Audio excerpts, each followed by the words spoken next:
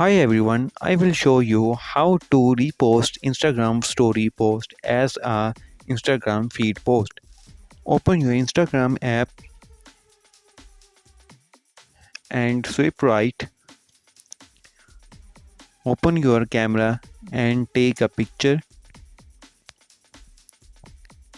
and upload on your story. After uploading the story, open the story. Tap the three dot in the right bottom. Now tap the share as post.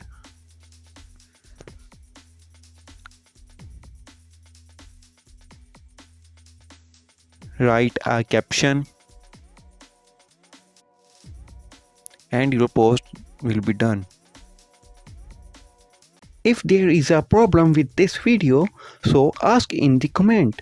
Any problem related to social media and internet, let us know in the comment bar so we can make a video on it. Please like this video and press the bell icon for any update.